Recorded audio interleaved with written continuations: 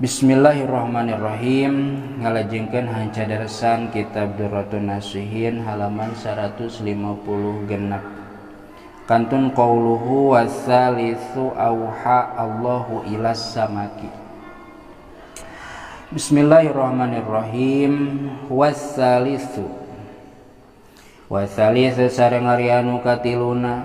Katilu tina anu genep teh nya anu genep perkara teh anu DP nepikakeun diluhurkeun darajatna ku Allah.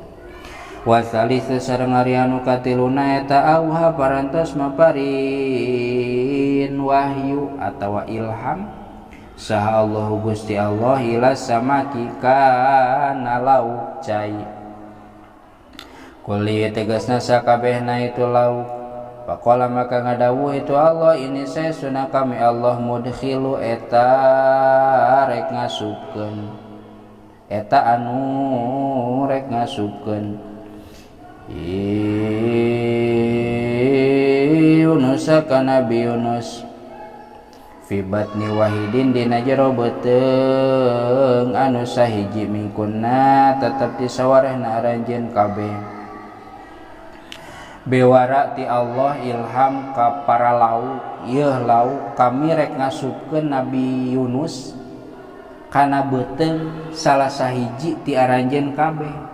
Wah lauk meunang bewara kitu meunang ilham kumaha yeuh ceuk lauk fatakabarat maka tala kabur garumede naon kuluha tegasna sakabehna itu samak ila samakatan kajaba lauk laut wahidatan anu sahiji. Pas aya bewara kitu teh kabeh lauk pasti dina beuteung urang. Cek basa urang nya ieu mah nya, cek basa urang duka aslina mah duka kumaha. Pasti dina beuteung urang.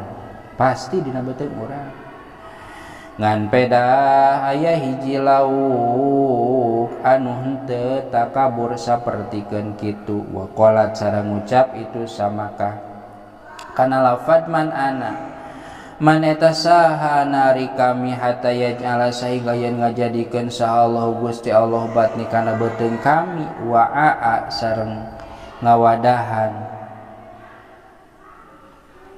wa aa nabihi sareng ngawadahan nabina itu Allah. Cek hiji lauk teh saha si urang sok geuning aya bahasanya di Sunda saha si urang saha si maneh saha si urang teu pantes urang mah hayang ngan pedah teu pantes komo ieu nu rek diwadahan dina beuteung teh nabina Allah. Maka gara-gara kitu farofa maka ngaluhurkeun huka itu sama kata sallallahu Gusti Allah taala bari nama luhur Allah wa akrama sareng ngamuliakeun itu Allah ka itu samakah bitawaduiha kalawan sabab tawaduna itu samakah gara-gara tawadu eta maka ku Allah diteunena kalah dina lauk anu eta lauk anu tala kabur mah henteu. Cek tadi ke ieu teh keur ngagegerehan bahwa orang teh sing tawado sing daek gawe tawado ulah takabur. Tilu tah.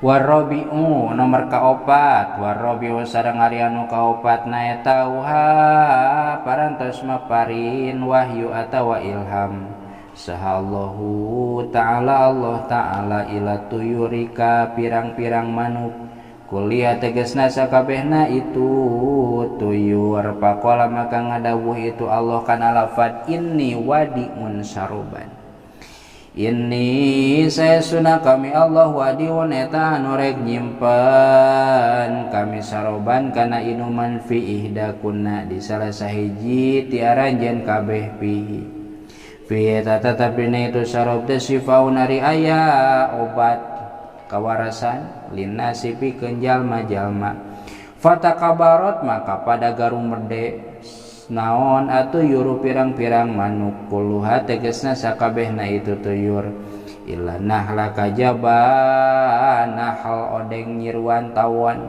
paina ada saya sunah itu nahal teh kolat eta ngucap itu nahal kana lafad man eta saha nari kami hataya doa sehingga ye nyimpenkeun itu Allahu kana itu sifat fiya di kami. Farafa'a maka ngaluhurkeun ha kana itu nahal sa Allah Ta'ala wa wadoa sareng nyimpan itu Allah hu kana itu sarobnya sarob atau sifatnya fiha di itu nahal bitawadu'iha kalawan sabab tawaduna itu nahal. Nomor kaopatna anu rek diangkat ku Allah teh nurek diangkat ku Allah gara-gara tawadu teh nyaeta tuyur. Ari tuyur teh makhluk anu boga jangjang bari bisa hiber. Kan ari urang mah tuyur teh naon fokusna ka manuk, padahal sato anu hiber secara umum eta teh ngaranna tuyur, toir anu hiber. Saur Allah teh mere ilham ka pirang-pirang sato anu haliber teh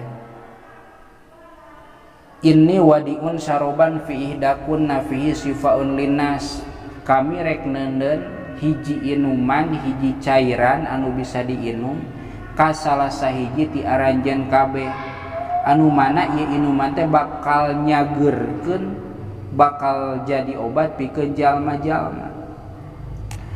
Maka eta manuk teh tala kabur garumede pasti di urang mah gagah, urang mah indah nya. Manuk baradag kapannya nu bisa hiber teh pasti di urang. Ngan aya hiji sato anu hiber teh nyaeta anu DP buktina nahal tawon nyiruan ceuk nyiruan teh kumaha urang ge hayangan pedah urang mah saha atuh man anak saha ari kuring urang mah teu boga naon teu boga kakawasaan gara-gara tawadona eta nyiruan farafa'ah Allah Ta'ala wa wadu'ahu fiha bitawaddu'iha nepikakeun Allah nyimpen obat cairan inuman di eta naon di eta nyiruan anu sok disebut naon ayeuna mah sok disebut madu. Ta eta nomor kaopat perkara anu naon katawadoan anu ku Allah diangkatkeun darajatna.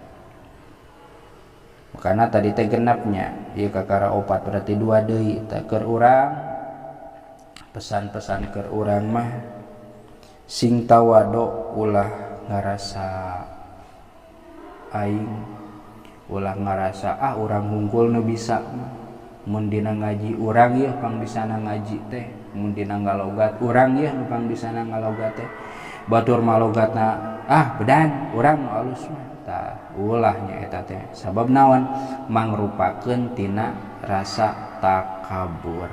Titik wal khamisu auhallahu ta'ala ila Ibrahima wallahu a'lam bissawab.